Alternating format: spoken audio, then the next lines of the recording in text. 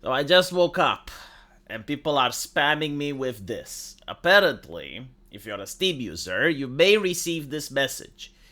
We have updated the Steam subscriber agreement, and the updates affect your legal rights. They include changes on how disputes and claims between you and Valve are resolved.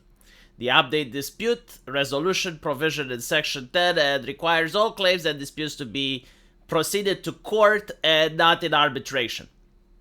Please carefully review the updated Steam subscriber agreement here. These agreements will become effective immediately when you accept it, including by agreeing to the updated Steam subscriber agreement. And some people who haven't received this, the reason you haven't is because it pops up when you try to make a purchase, fund your Steam wallet, or otherwise make anything that requires any financial transaction with Steam. If you haven't done that, then the updated subscriber agreement will become effective on the November the 1st, 2024, unless you delete or discontinue use of your Steam account prior to that date.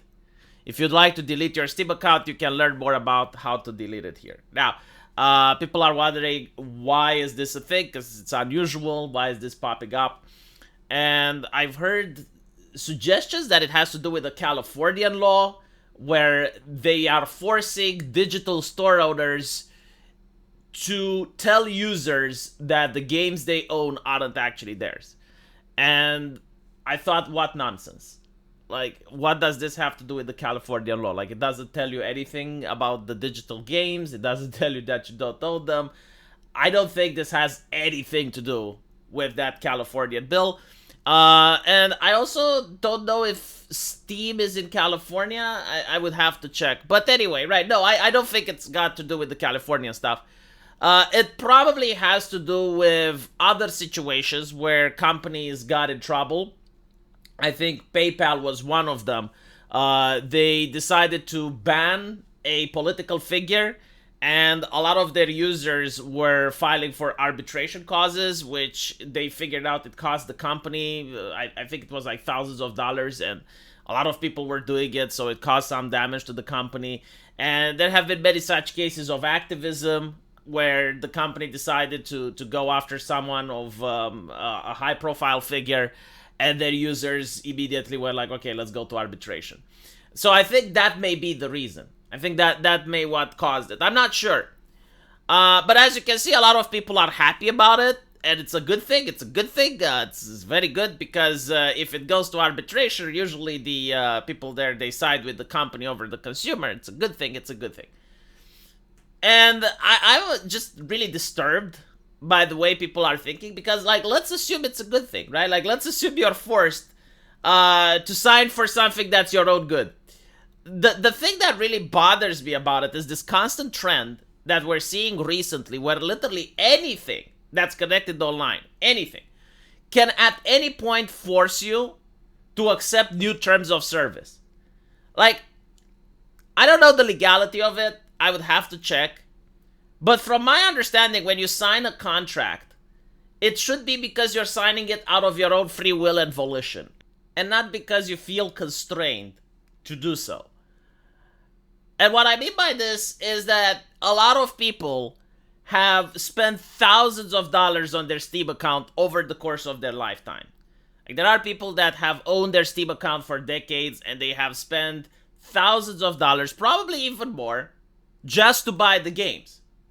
And then they also played those games, and in those games they invested time. They managed to unlock achievements. They managed to have a library of save games and save files. They have characters in RPGs that they like. And Steve is basically saying, if you do not sign this agreement, we will take all of that away from you. So we'll take away your games. We're going to take away your friends list. We're going to take away all that stuff unless you sign the agreement. And it does feel like you're being forced, like you're being compelled. And again, the agreement, like many people will say, well, it's not a big deal. And I don't know if it's not a big deal if you're kind of forced to sign it. But the second thing is like, oh, it's a click of a button, so what? It's the normalization of the thing that pisses me off. It's the idea that we need to accept that this is okay. And I have seen situations where TV companies are starting to do this shit. where there's people that go out and they buy a new plasma TV and they set it up on a wall and everything is fine and everything is working for the first couple of months.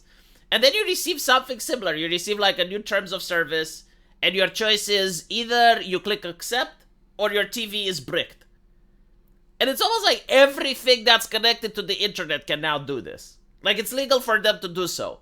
At any point, you know, even if you buy the physical product, you buy the TV, and it's in your house, you set it on the wall, and after a couple of weeks, you get a patch which says, yeah, the TV is equipped with a camera. We want you to turn it on so we can see you fuck your wife.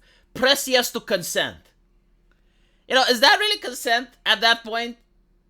Obviously, companies won't do something like this, right? Because it would be bad PR. But what if they say, yeah, the TV is equipped with a microphone. We want you to turn it on so that we can see there's no hate speech in the house. Press yes to consent. Our company has a firm stance against racism, homophobia, bigotry, and we want to make sure that none of these terms of service are violated while you're around the TV. Now, you may think I'm joking, but this was actually a case with Amazon, where a person had a smart house and an Amazon delivery guy thought he heard the N-word coming from within that person's house. And I know that they say, well, you should never say the N-word under any circumstance. No, I think if you say it in your own house, it should be fine. If it's in the United States, right, where they have free speech. Like, if you can't say shit in your house, where can you say it? But it turns out that no one even said it. It was basically the delivery guy mishearing it. So he filed a petition to Amazon, which instead of even listening to the defendant, you know, like you would have it in a court case, they just bricked his house. Like he couldn't turn the lights on.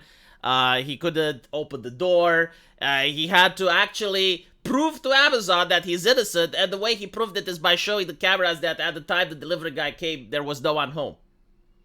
And, you know, like, this is scary. This is what's happening in the modern world. And people agreeing with this is what frightens me, because it seems that people are fine with this particular concept. Like they're okay with companies just saying, yeah, you either agree to this, or you can't use the product. And people are like, yeah, but, like, the agreement is good. Like, why wouldn't you agree with it? You know, and then the question is, like, what if your car would say, yeah, we want to listen in to your private conversations while you're in the vehicle because, first of all, we want to collaborate with law authorities to make sure that nothing that you say is dangerous or harmful. And secondly, we have terms of service. And, you know, we're fighting against road rage. Fighting against road rage. So if you see that you're doing road rage, you get a couple of strikes and then the car stops working. Like stuff like this is where we're heading. We're not there yet. But I don't see the roadblocks to prevent us from getting there, given the fact that people aren't abhorred by this. Like, at least show a little bit of outrage. Just a tiny bit of... Not a lot of... But a little bit of... would be acceptable, I think, in this situation. It's absolutely ridiculous how easy people are giving away their rights. Again, I'm not expecting people to boycott this, even though I have seen certain boycotts starting, like, for instance, with PlayStation Network accounts. Like, people just flat out refuse to make them. But what I also find it weird is that people are justifying this. And they're like, oh, well, I mean, it's a good thing. It's a good thing. Like, why would it be a bad thing? I mean, it's great. It's great. Because now arbitration bad, right? It's like, way to miss the point. Let me know what you guys think, though. And as usual, I'll see you in the comment section. Take care.